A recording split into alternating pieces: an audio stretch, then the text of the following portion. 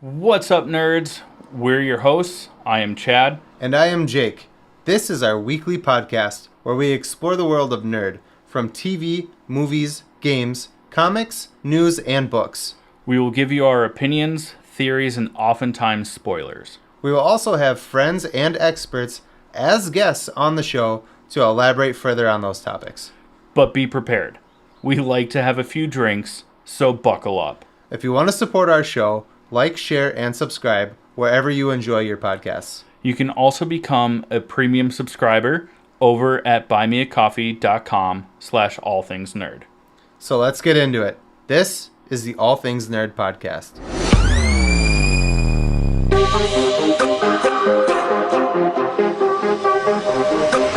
Nerd. Welcome, nerds, to the All Things Nerd podcast, your weekly dive into all things nerd. Chad, I hope you had a good week. And with that, let's jump into our first topic. But first, cheers. Cheers.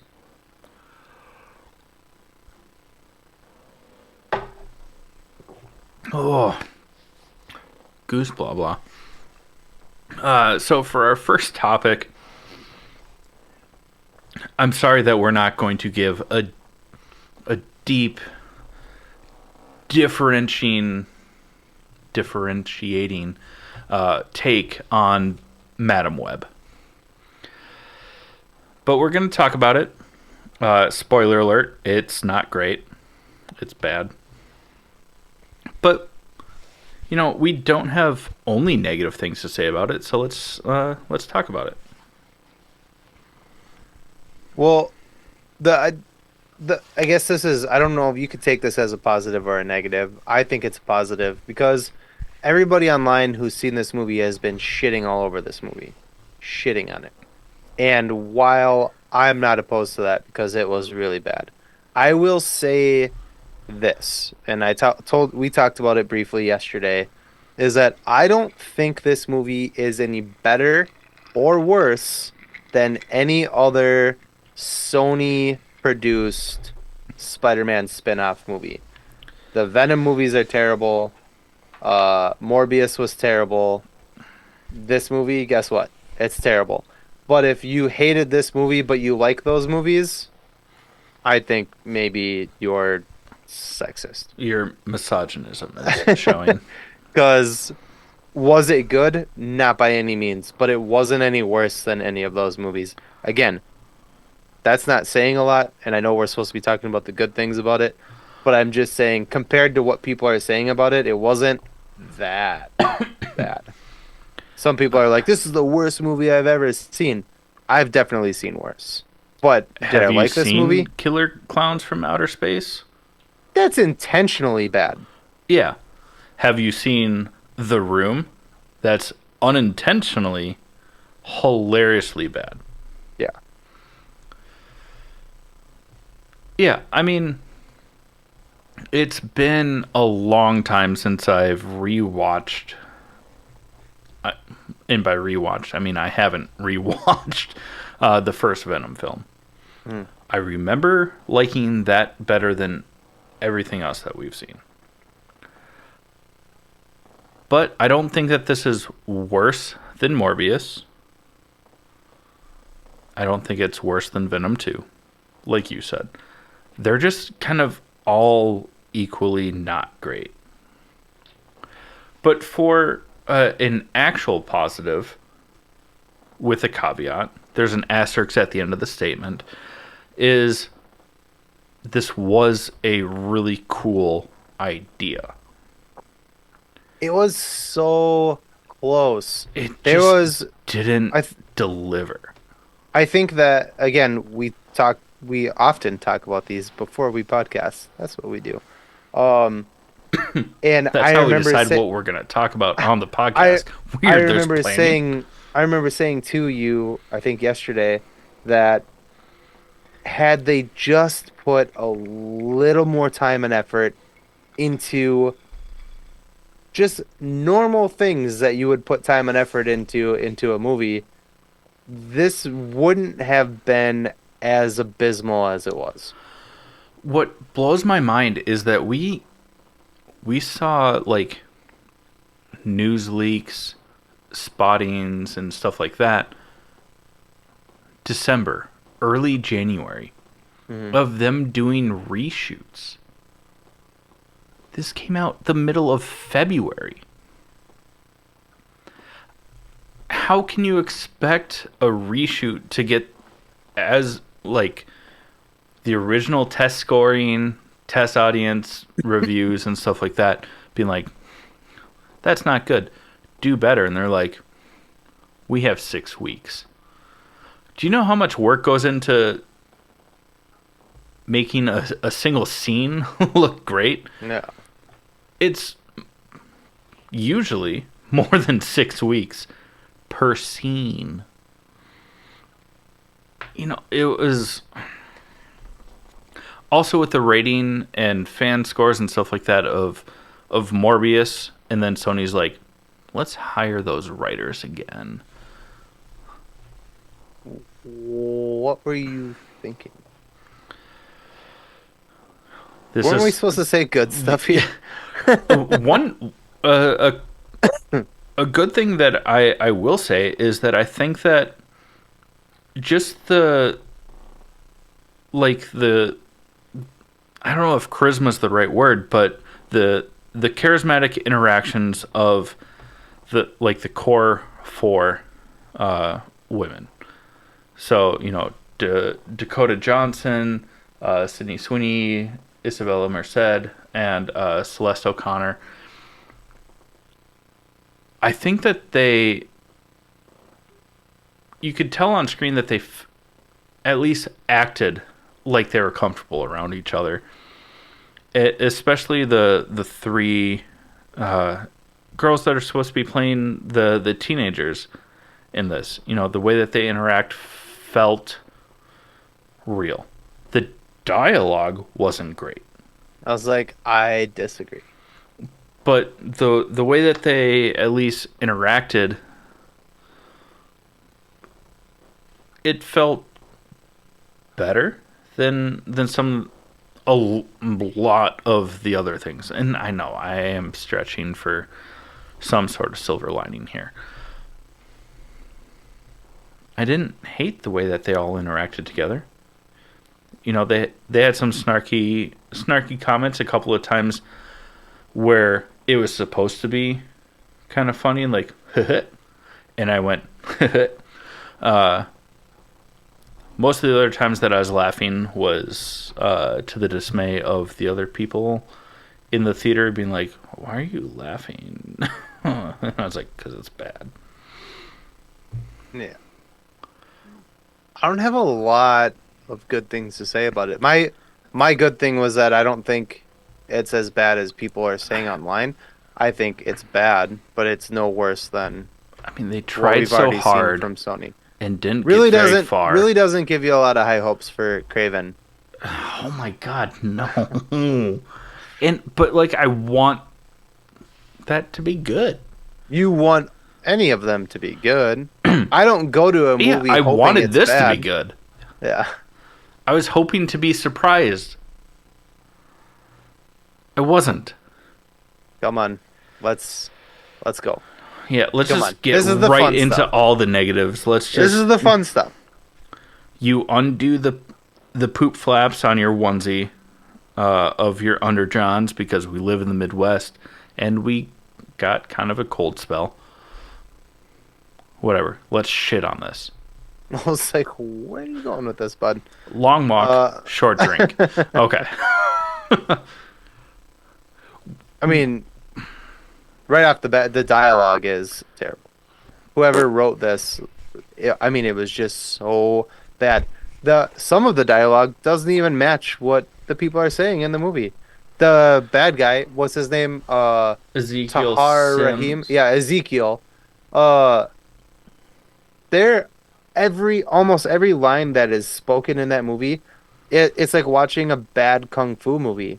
Like, what he's saying and his lips don't match. It's Also, fucking wild. They didn't. This blows my mind because I didn't go into this for a career, but I did go to school for post production, like sound design,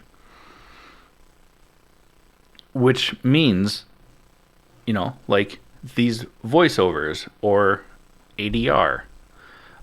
And what's wild is no matter where, if he's on screen and talking and you see his lips, or if he's facing away from you and talking and you don't see his lips, or if he's just talking off screen, the volume of his voice never changes. That's not how speaking in a room works. I don't know if you know this. If you're talking to someone and you're looking at them, it sounds one way, but if you turn your back, it sounds a different way. And if they're slightly further away, it sounds even different. Not in this movie. What intern was in charge of placing the voiceover edits in this film? Because I guarantee it wasn't an intern. It was probably someone, I don't know, in the mailing department. It's fucking abysmal. That might be the best word that we use because you used it, and I was like, that's a good word. You stole my word, you son of a It's bitch. such a good word and so perfectly fitting. Okay. Well, let's talk about the timing of events. There's some weird stuff. Can I start? Tell me your favorite terrible one, because you pointed it out to me, and I was like, I didn't even notice that one, and now I'm mad. Spoiler alert, by the way. Yeah, so basically Cassie, she's kind of yacht in the movie until like the last 10 minutes of the movie, but she takes these three teenagers, dumps them in the woods, and is like, I'll be back in 3 hours. She comes back, they're gone. They have at this point hiked to a diner nearby. And Cassie, using her Batman detective skills, follows their footprints and garbage that they left behind through the woods to the diner. Uh, realizes that the girls are there. Goes in there and is like, "Hey, we have to leave." Blah blah blah. And then Ezekiel shows up as his Spider-Man. We'll get into that later. As his version of bad Spider-Man. And he kills everybody. And then she finds herself back in the woods where she started, because that's kind of how this movie is. Like, whatever. It, like, resets when things don't go her way.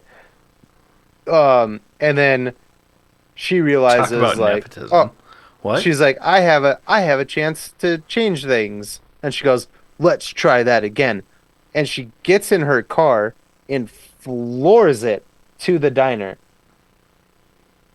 When she gets to the diner in her car, it's during the same chain of events that just happened, she's somehow in a vehicle going like 80 miles an hour, gets there after Ezekiel gets there, and hits him with her car. But on foot, through the woods, not knowing where she's going, she was able to get there before he got there. Which is like, did you take a shortcut through fucking Narnia? How did you get there like faster on foot than in a speeding car? That makes zero sense. Yeah, that was That's my favorite one.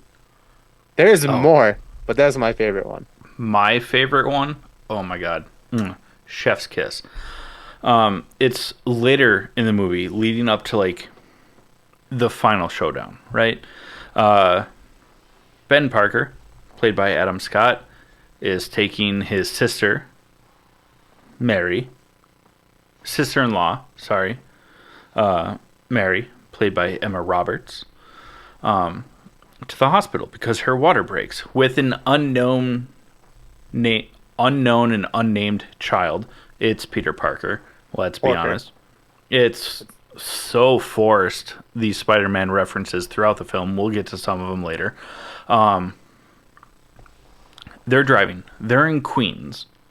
there's a hospital in Queens because there's not just one hospital in all 5 boroughs of fucking New York City. The NSA tech that Ezekiel Sims, also dumb, that he hijacked, spots the girls in a random suburban neighborhood getting into this car to go towards the hospital. He jumps out of his penthouse skyscraper and he's like, I'll meet them there, I'll cut them off. And in the background, you see the Empire State Building, which means that he is in Midtown, between Midtown and the financial district of Manhattan.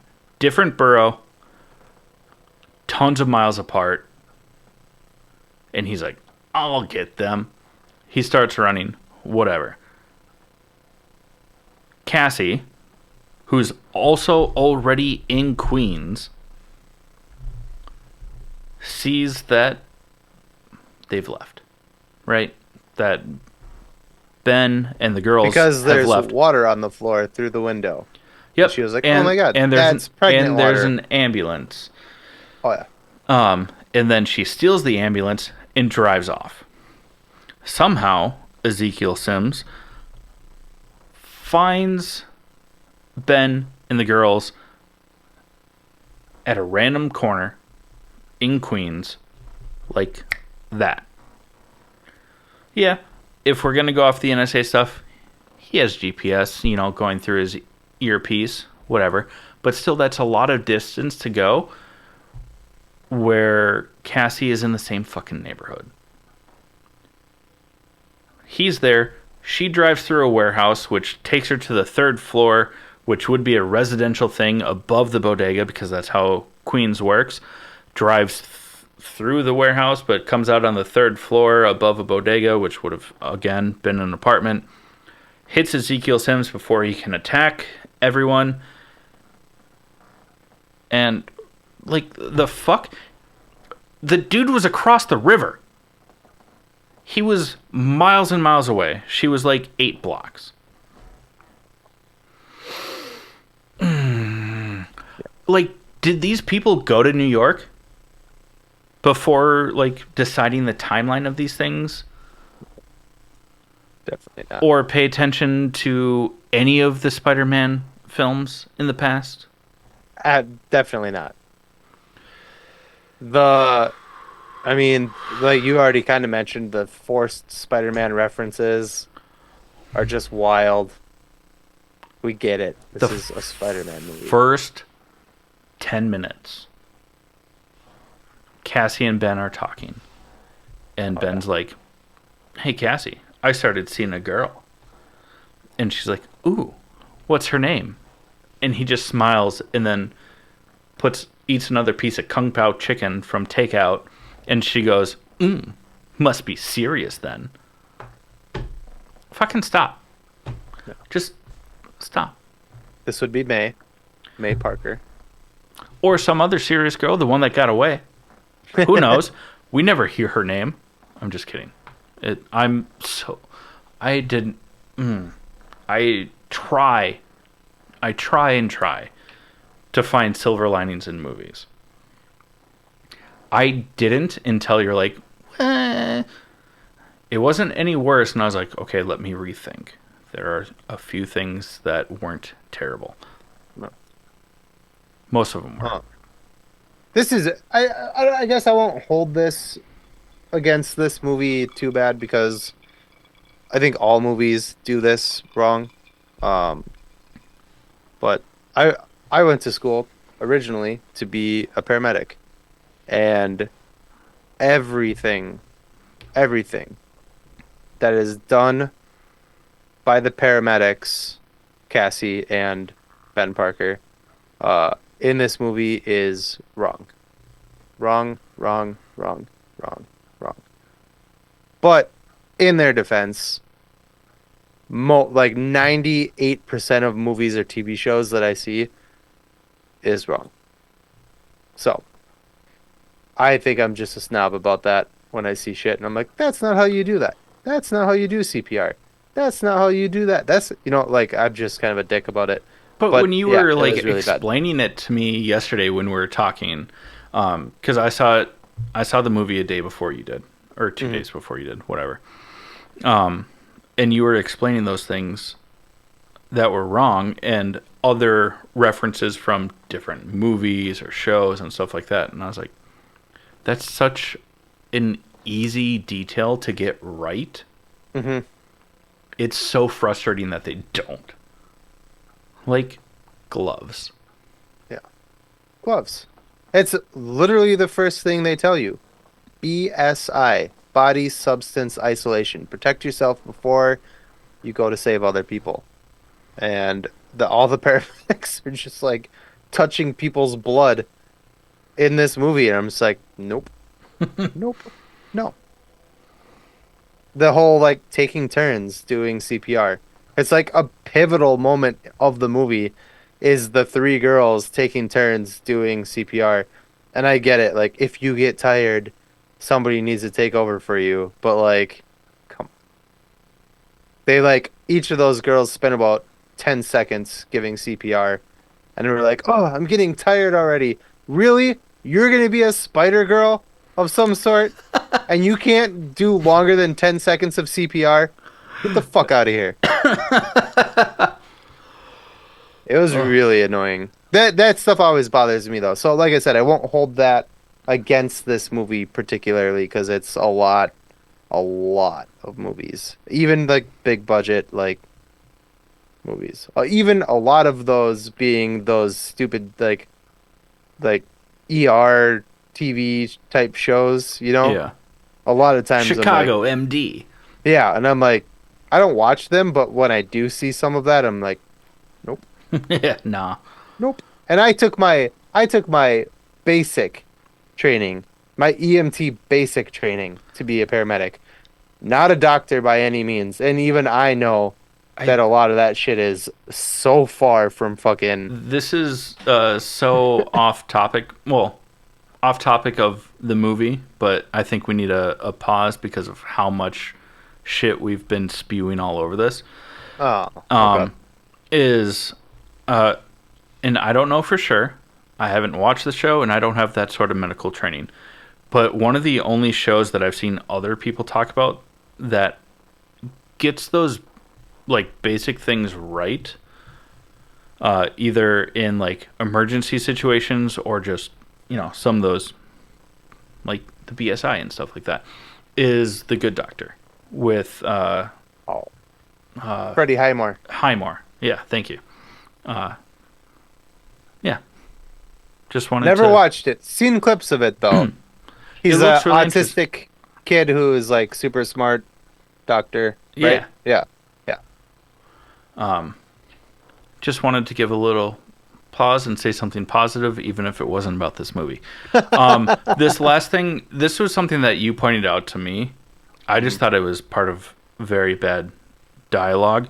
But towards the end of the movie, when Dakota Johnson is about to beat the BBEG, the bad guy, um, the big bad, and she's like, "You see, they were never your destiny. I was." Well, explain that. What the plot I was. want Okay. you to. That's Hmm. why, because you're the one that like brought it up, and I was originally I thought it was just bad dialogue, and Yeah. then when you brought it up, I was like, "Motherfucker's right." That's the Well, not bad dialogue. It's just terrible writing. yeah, the whole point of the movie is that this guy, Ezekiel, um, he sees his future, and his future is the three teenage girls that are now at in his vision are spider people. Um, and they kill him. Um, and that's how these girls are on his radar from from the start of the movie. He's like, I have to find these girls before they kill me, and I have to kill them first. And then the end of the movie, Cassie is like, it was never the girls that, it wasn't them that was your destiny. It was me. And Cassie kills him. And then I was like, but then why was he having visions about those girls. If they never kill, if they were never the ones that were going to kill him, and it was Cassie all along, why was he having visions about the girls? Furthermore, excuse me. Furthermore, what was my other point about it? Oh, I'm fucking brain farting. Um, Well, I mean, fuck. furthermore, he's only seen them in visions. You know, they're That's what it teenagers. was. So he steals logins to NSA Oh, the Batman thing. tech. Oh yeah. Yeah, the Batman thing. We'll get to that in just a second. I Um, don't know base, how much you want to spend on this, but time you want to spend on this. But we can, yeah, we can shit I on think it that'd as be much as you want a to. great thing to kind of end on is, you know, the poorly done parody where we've seen better parodies in from places like College Humor and Pornhub. Um, but Don't you dare knock Pornhub. I'm sorry. That's a good place. We haven't used that sound clip in a long time. That's where the drum beat's going. But so he uses like his visual descriptions, basically probably to some sort of like character artist, but instead it's just uh, his personal assistant who is running this NSA machine to track down these girls so that he can kill them first, like chicken or egg, right? But you're just going off of his verbal descriptions to like find these people. Like, what if he killed the wrong, I don't know, blonde-haired, blue-eyed 17-year-old in fucking New York City? Yeah. Like, what good is that gonna do? Or I don't know, the wrong. I don't know if I don't think Latinx is the proper terminology anymore.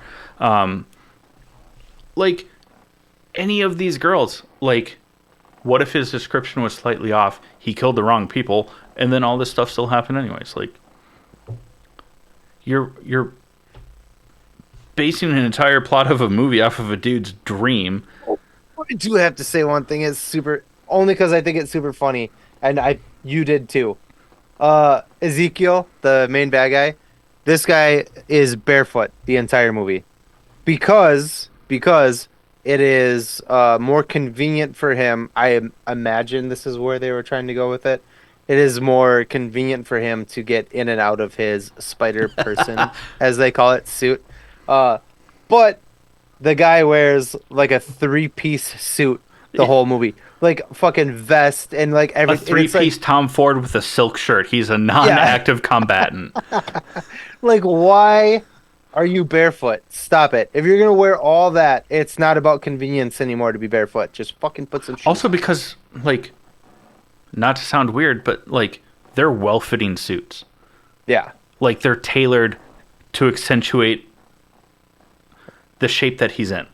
And you're in New York. I've been to New York, and I wouldn't fucking walk around that city barefoot if my life fucking depended on it. I wouldn't I walk had to around that walk. city in just sandals. I had Like to I need walk socks. over, through and over so much pee, and at one point, human poop. I'm almost positive was human poop. You and I saw.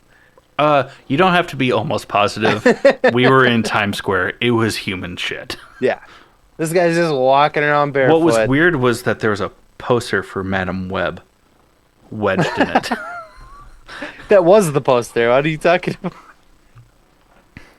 It was a really Sorry. good print. Yeah, the to circle back so that we're not ending on literally a human poop joke on the sidewalk of New York, even though that would be a great place to end. Um, they had a cool idea that could have been done so well with the right writing staff. I don't think it would have even taken that much more effort to make that movie less of a piece of shit. I don't Like, think it would have taken any more it was, effort. It would have taken a couple of different people on staff yeah, overseeing it. it was And close.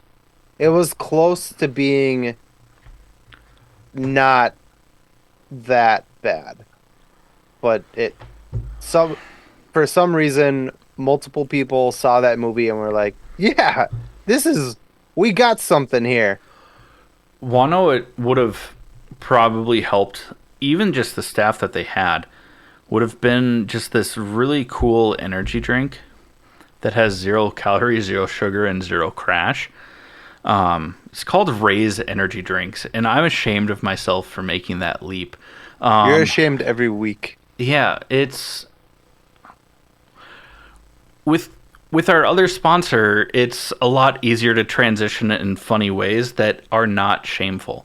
Um, but I mean, listen up, learn how to save 15%. If you don't like energy drinks, they have a lot more to choose from. So we'll be right back with you with some trivia time. Listen up. What's up, nerds? I wanted to take a minute and talk to you about Ray's Energy, an incredible energy drink that provides max energy with 0 crash. Ray's Energy takes a giant leap of faith with instilling a high quality formula to bring a powerful, yet sustained, energetic experience to help you push your workouts and focus to the next level. Perfect for anyone at any time, empowered by their refresh formula technology, Ray's Energy delivers a performance enhancing energy drink that aids in multiple different categories that include targeted focus, better recovery time, improved clean energy levels, and a boost in stamina and hydration. But most importantly, every can of Ray's Energy has absolutely 0 calories, 0 sugar, and 0 carbohydrates to give you a smarter and healthier option.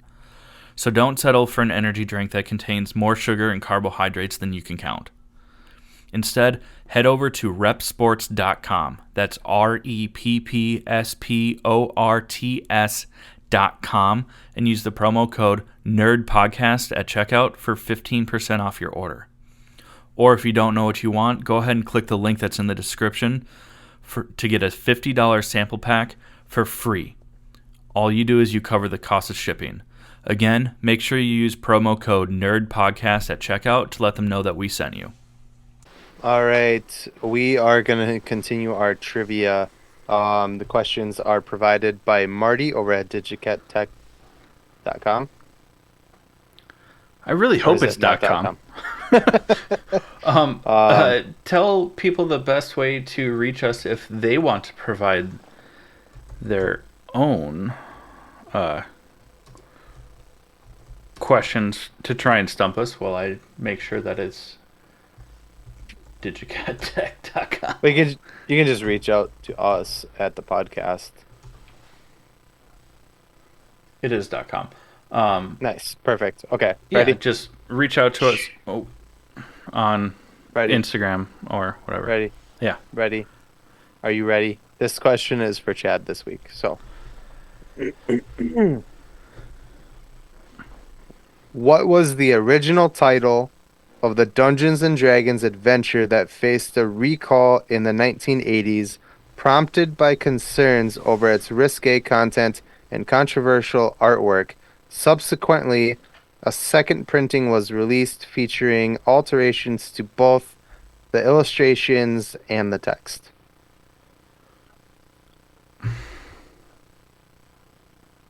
I can tell you right now, I have no fucking clue.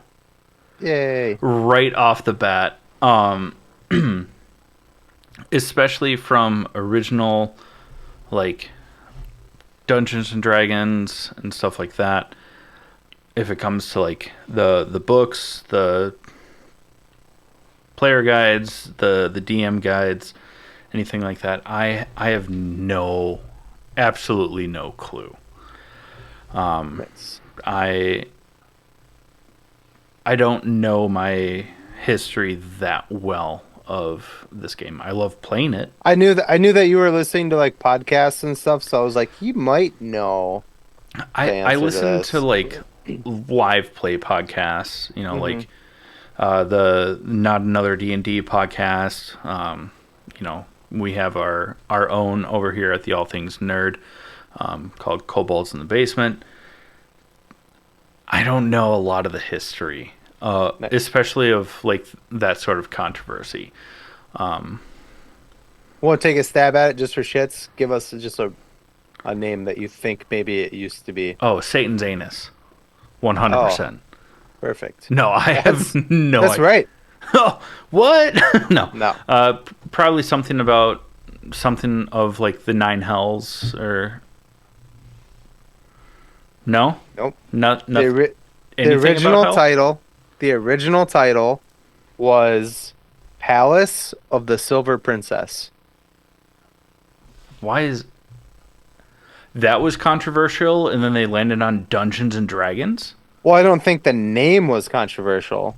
Oh, Yeah. So the question was, what was the original title of Dungeons and Dragons adventure that faced a recall in the 1980s, prompted by concerns over its risque content and controversial artwork? oh, Subsequently, a second printing was released featuring alterations to both the illustrations and the text. So it oh!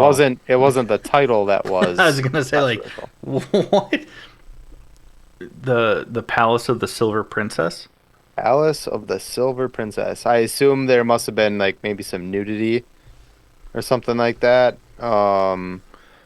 Maybe a good question to ask Dave.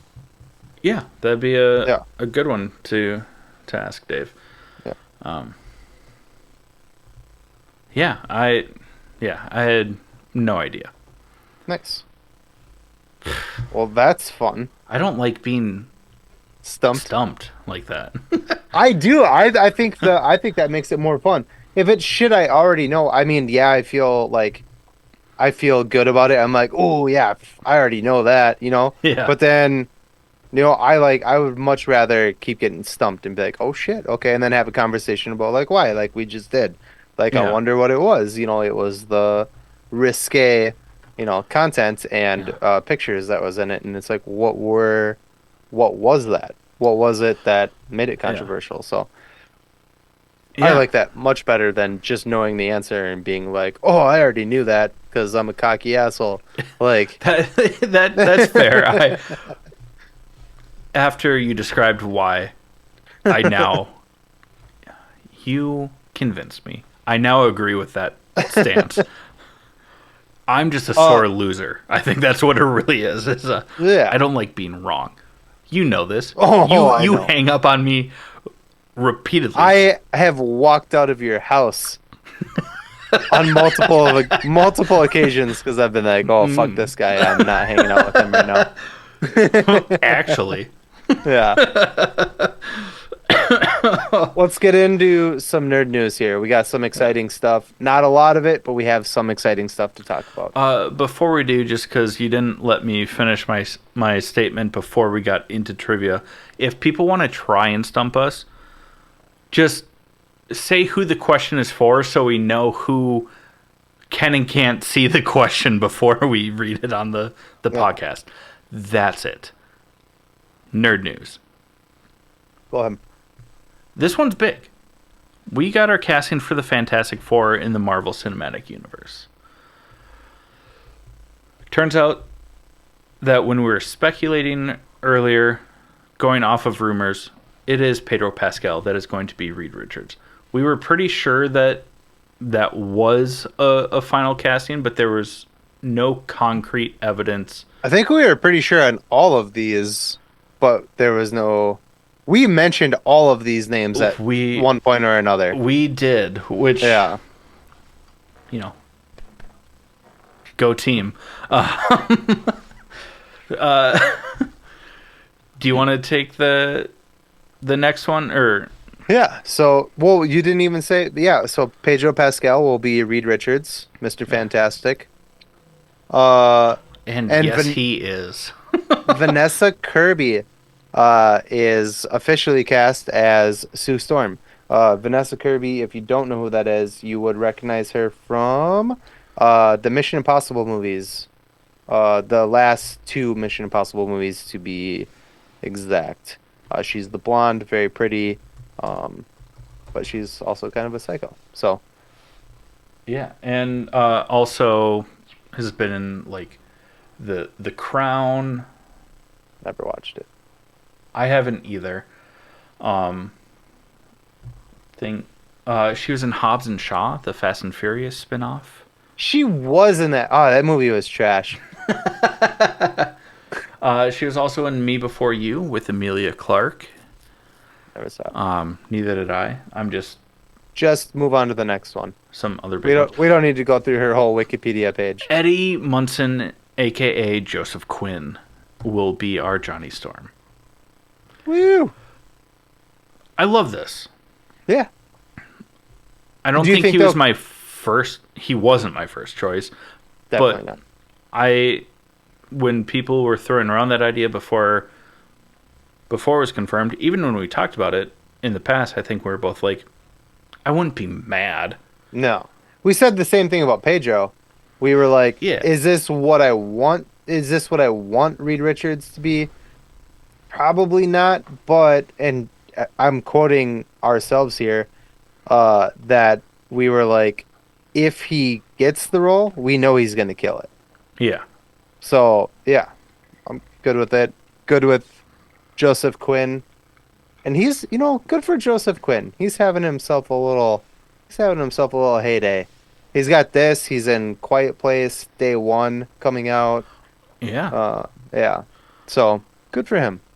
I mean, from the humble beginnings of background character in Game of Thrones, I don't know if that was his beginning, but he was a background character in Game of Thrones. But then this one, I love, and I'm excited because it's true to the character.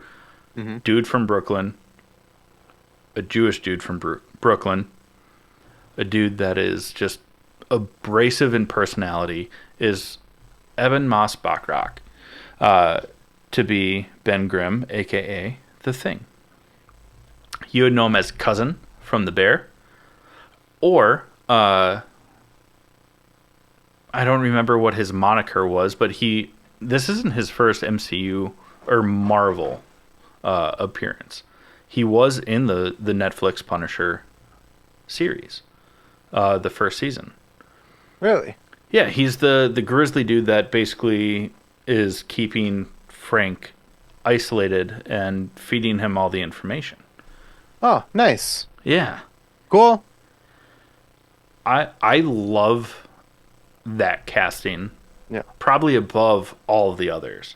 I'm a little bummed out about so some people have taken to the internet as they do, especially fans. Fans are the hardest people to please.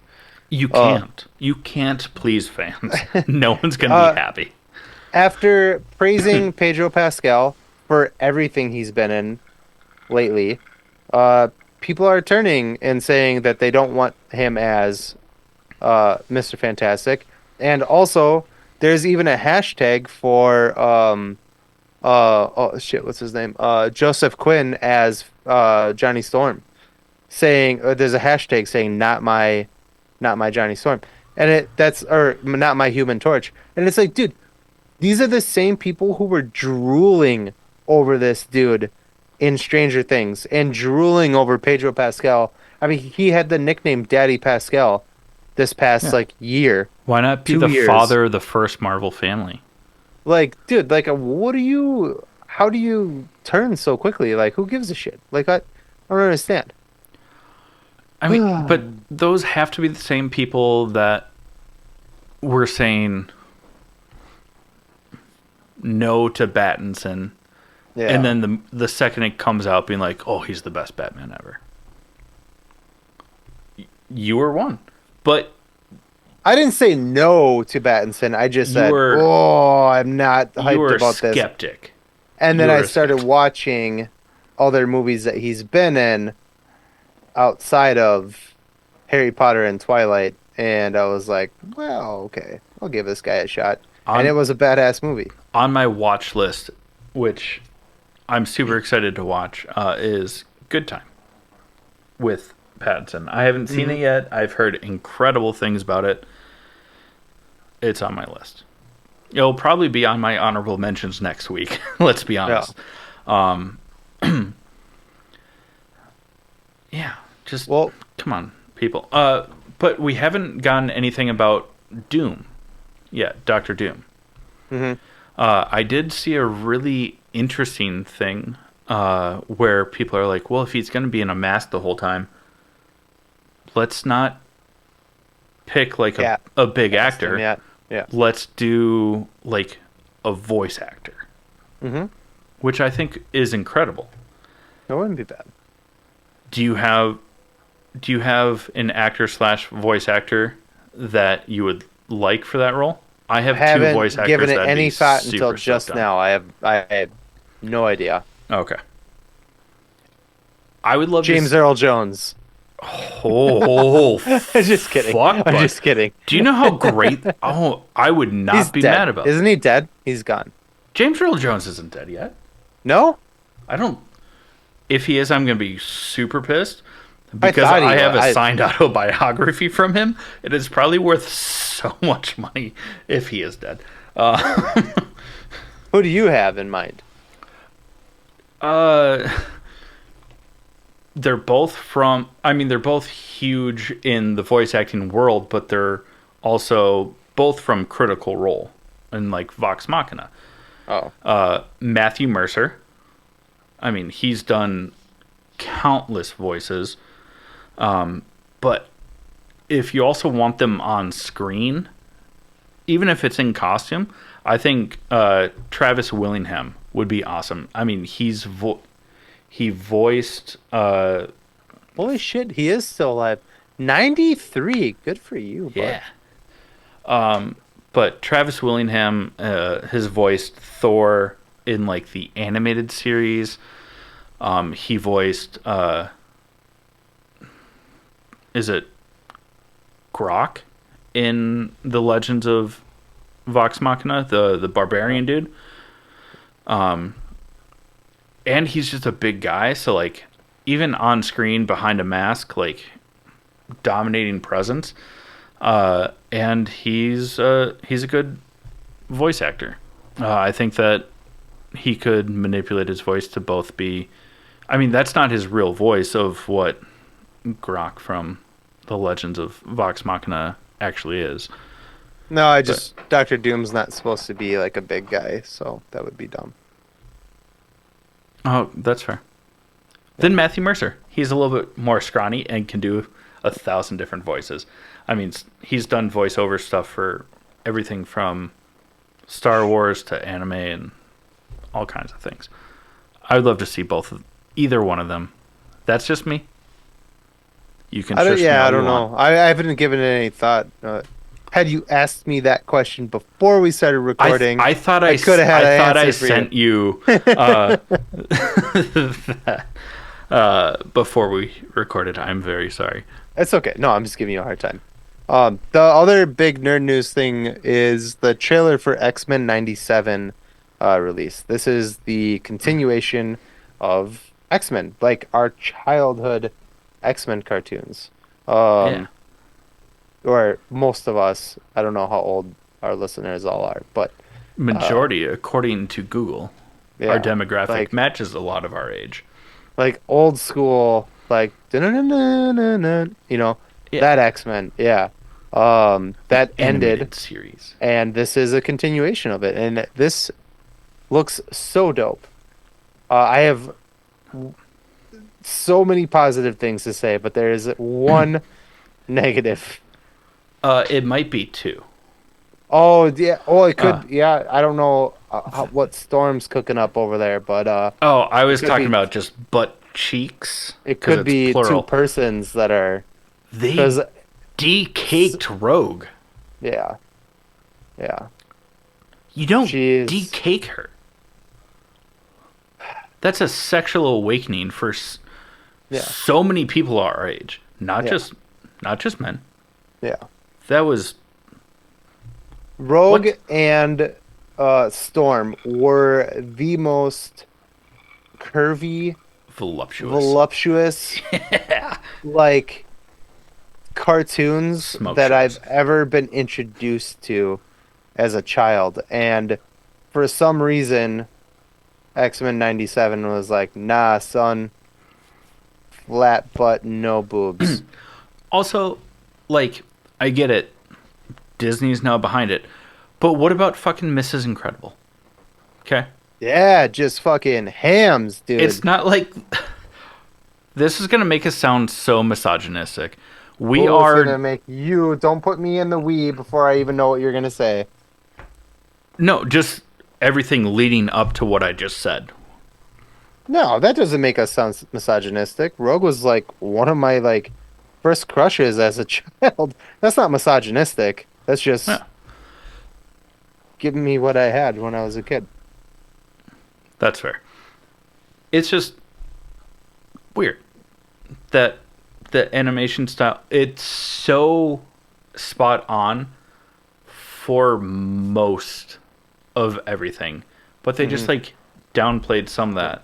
But in It is other, dope that they kept the animation style that way instead of yeah, like upgrading it to like, like a Pixar type of yeah, like like the C, realistic, like yeah, cartoon. Yeah. I don't know if CGI is the right term for it, but yeah, like computer animation.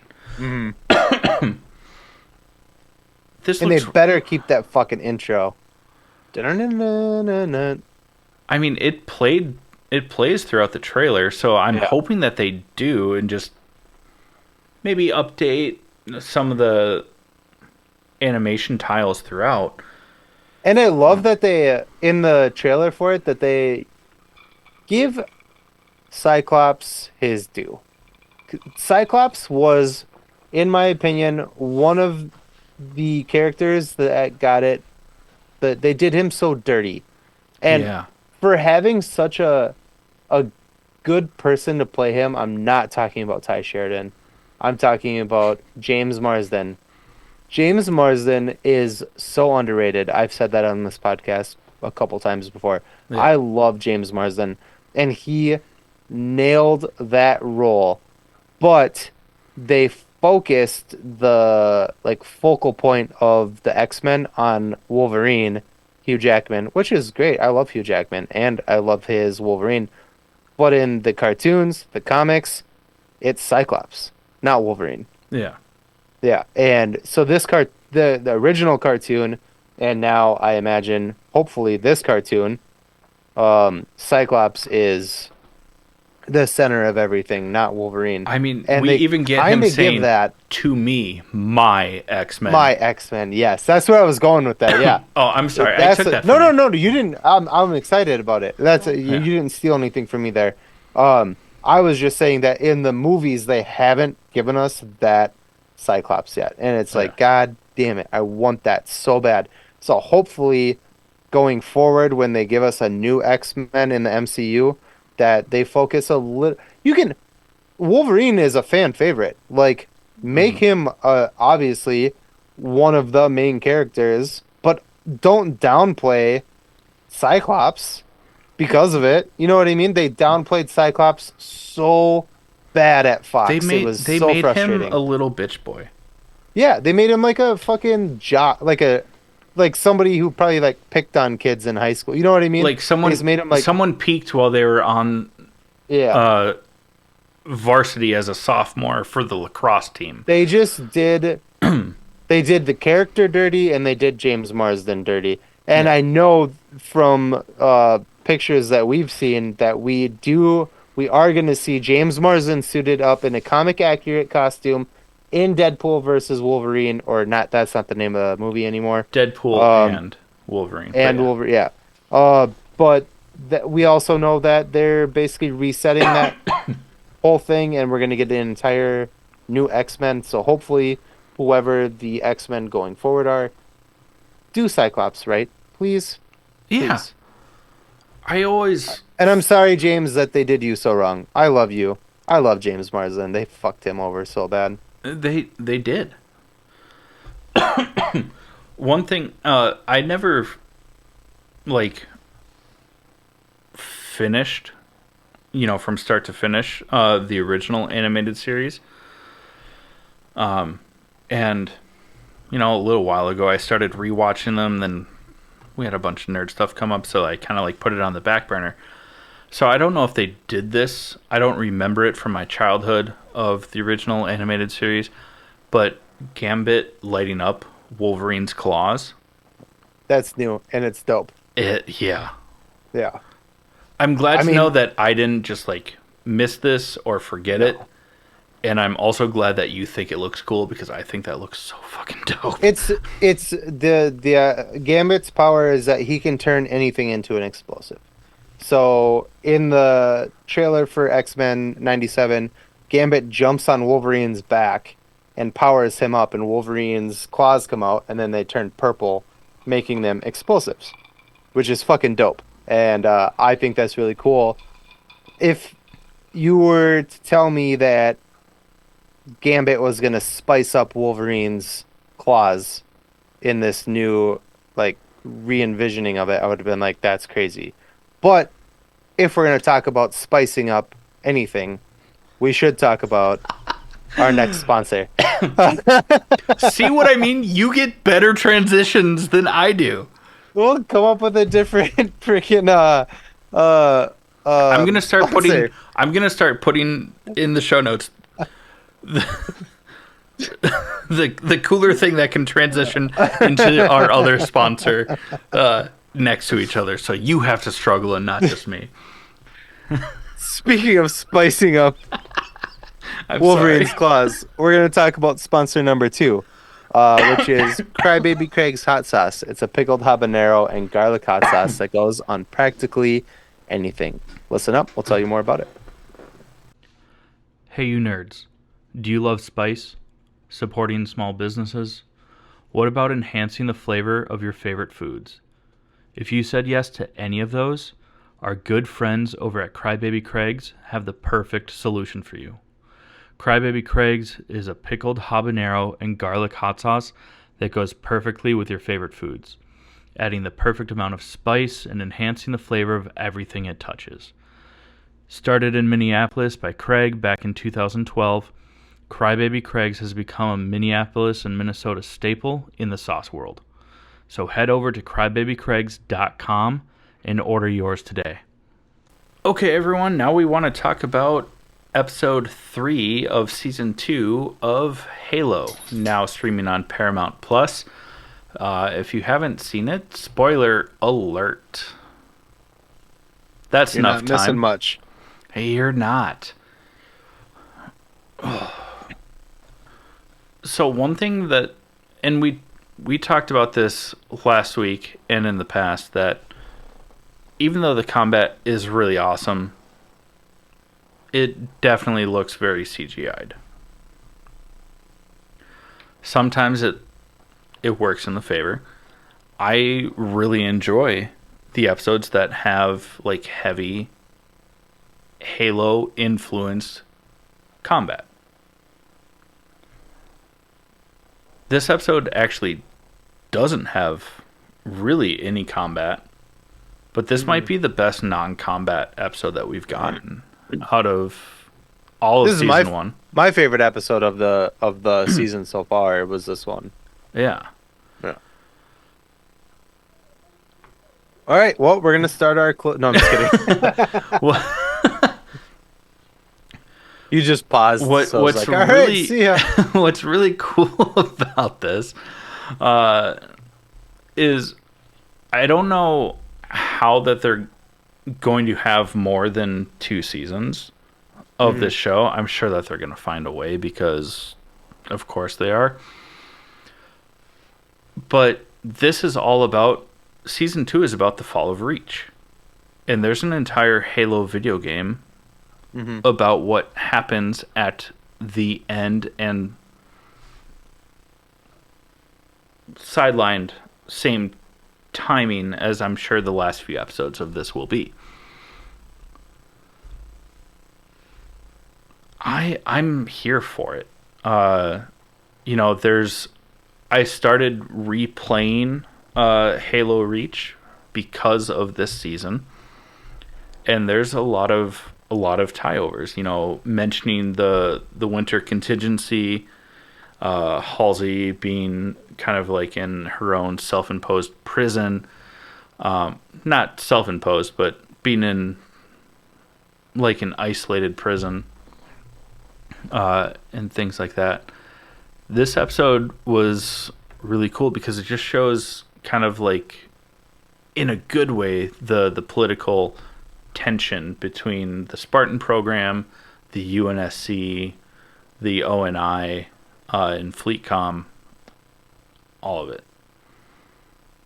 Especially because at the end of season 2, or not season 2, sorry, episode 2, Silver Team, Master Chief, Vanek, Riz, and oh my goodness, Kai, are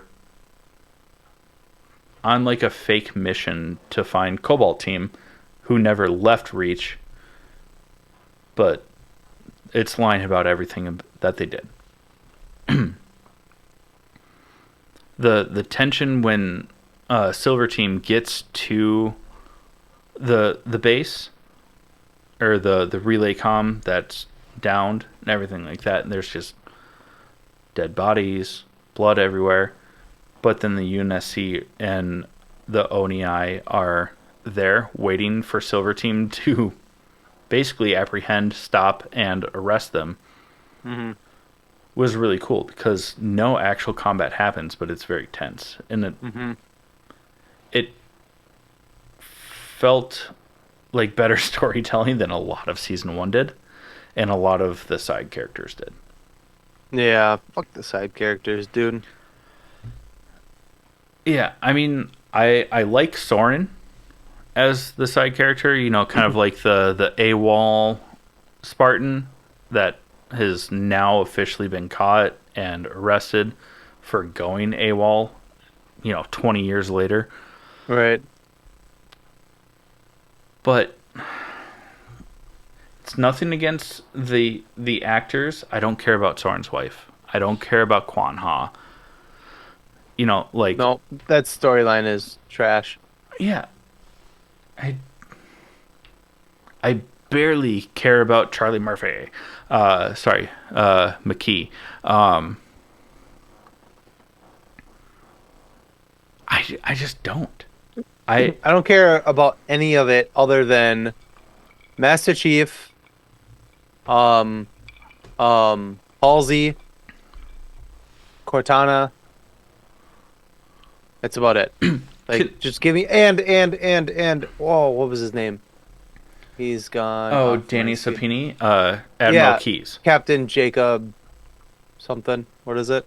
Yeah, in season 1 he was Captain Keyes. Oh yeah, he got a promotion off screen to Admiral Keyes. Yeah, congratulations.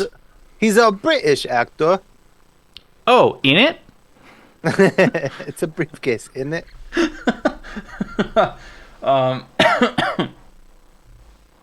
yeah, I like his character a lot so far. He's the only one. Master Chief is, whatever. He's the main character, so you have to like him. But my favorite character so far has been this guy. I didn't think that from season 1 to season 2 that we would see less of John or Master Chief in his armor. He's never in his armor.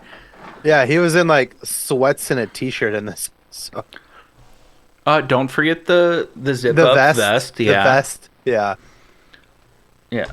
Oh my god. Which my god is even worse than what their underwear was in season 1, where it was at least like the rippled like under armor of their actual suits. Yeah. Oh my god, he just wears khakis now? Like, that's so cool. It's not. Yeah. He works at Target, okay? Yeah. Leave him alone. Based on the green, I would say like Gander Mountain, maybe Cabela's. At best, Dick's Sporting Goods. I was gonna say at best Pro Shop. He works in the pyramid. Okay. Oh. Yeah. I don't know. There's some likable moments in this episode. I really liked Admiral telling what's the fucking guy's the dude Joseph Morgan. James Ackerson. Yeah. He's like the little twat that's in this episode. He's like, my dad makes a lot of money, blah blah blah. Those are just the vibes he gives off. I like that you just impersonated yourself for that. I will fight you. But Admiral Jacob, what's his last name? Keys. Keys. Uh, basically just tells him to, not basically, he straight up tells him to fuck himself. Yeah. I was like, this is my favorite character. Yeah, because Ackerson basically already knows that the Covenant are on Reach. Hmm. He's trying not to cause a panic.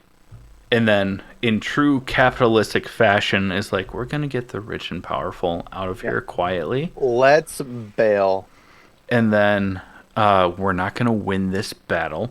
We know Hmm. that they don't win this battle if you've played any of the Halo games, especially Halo Reach. You know that it falls. There's an entire book called The Fall of Reach. Doesn't matter. But now we know that Ackerman is like, yeah, let's get the rich and powerful off and then fuck the civilians. We're not going to win this, but we can win the war. It's almost like he put on a fighter jet pilot jumpsuit back in 2003, stood on top of a naval aircraft carrier, and gave an entire speech for America. Looking at you, Bush. Sorry, I got way off track and I got very frustrated. And Admiral Keyes is like, go fuck yourself. And that was your favorite part. I think that was probably one of my favorite parts too, if I'm being honest. I lost my train of thought. Please save me. Please. Yeah, it was a good episode. We're gonna close this episode out.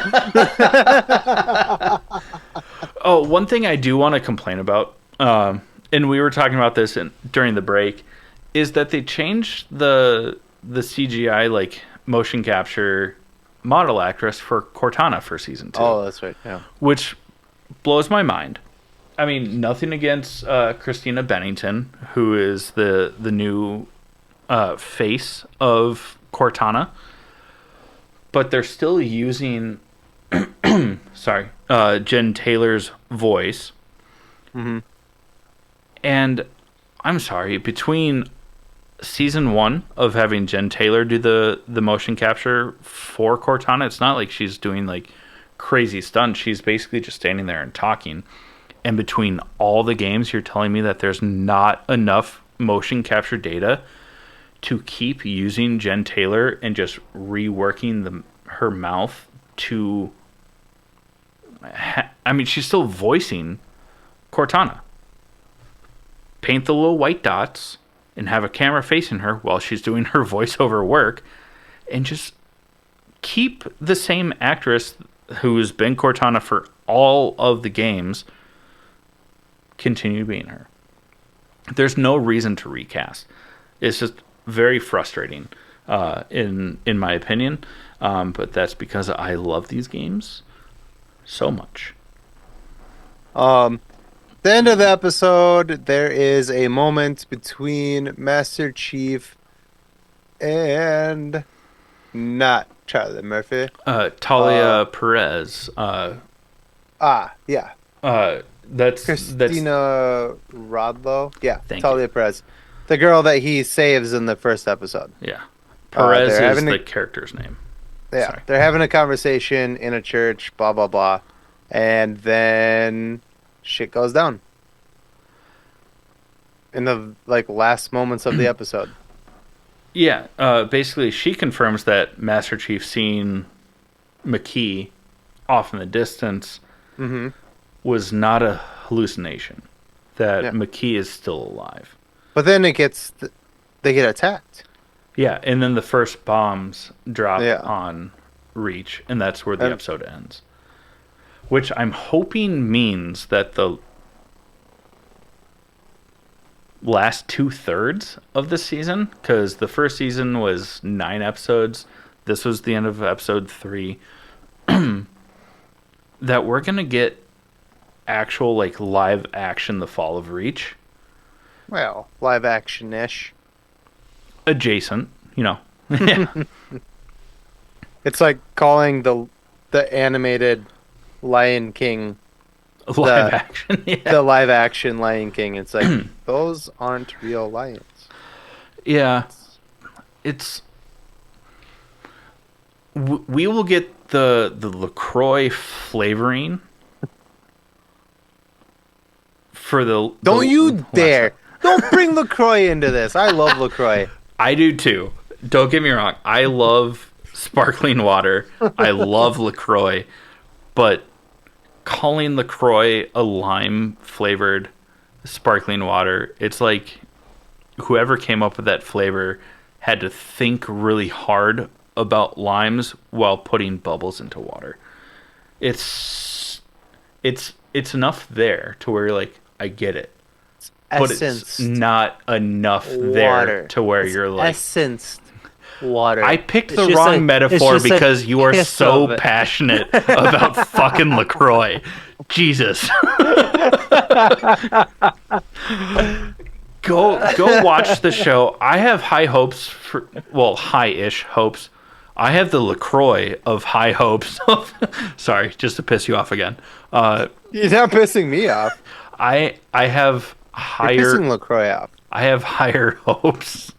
They'll get over it. For the remainder of this season, because of where it's at right now, it seems like it's kind of hard to focus on the drama side stories and not have a lot of action as we're wrapping up the fall of Reach. It's you just can't. So go watch it. I'm optimistic for the remaining, but let's let's close out this episode. Where the fuck did my mouse go? Yeah, let's close out this episode. Sorry.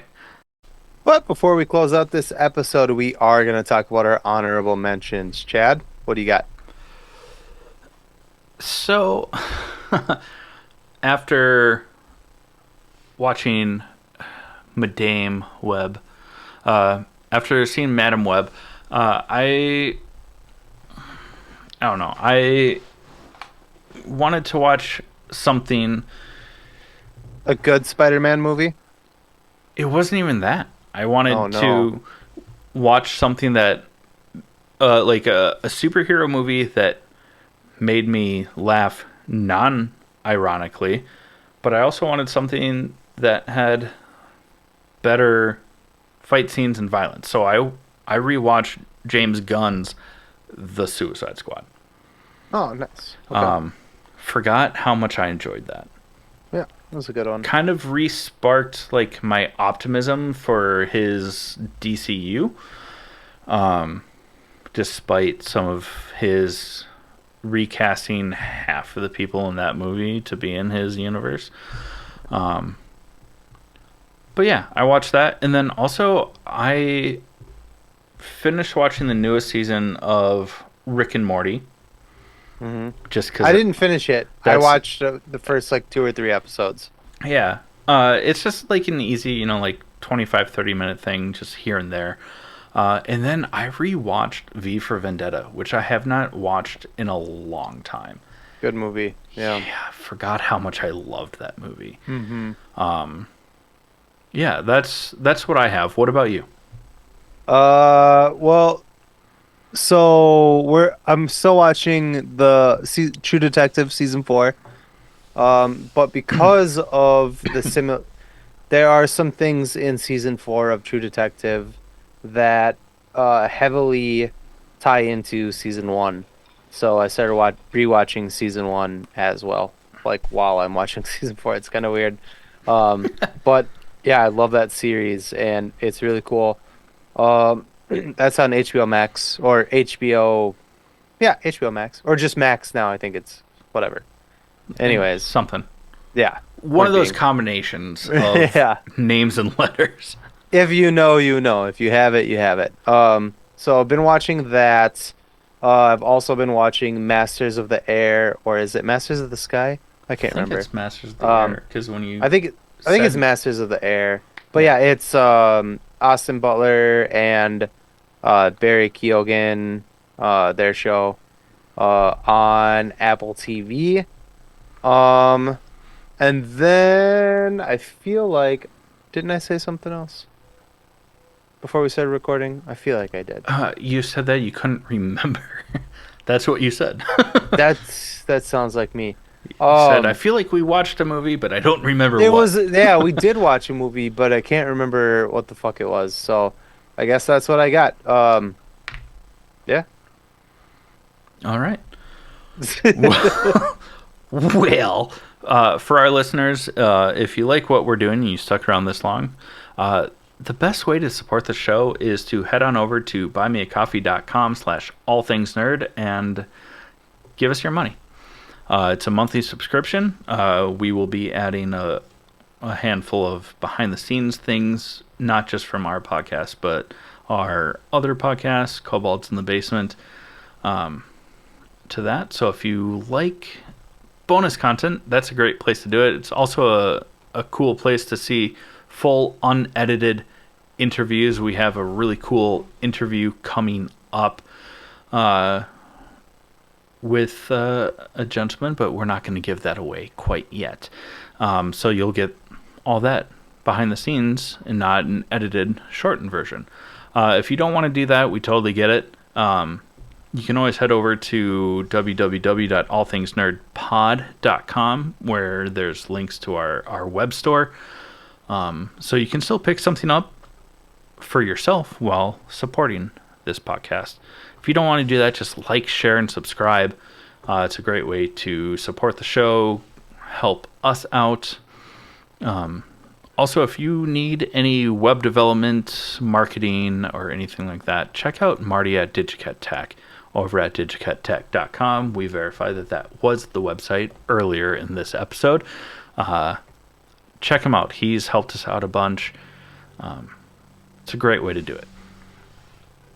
Regardless, if you're still here, we love you. Thank you so much for supporting the show and listening. We wouldn't be here without you. We would just do this over FaceTime. I think we would, but Cheers, and this has been the All Things Nerd Podcast.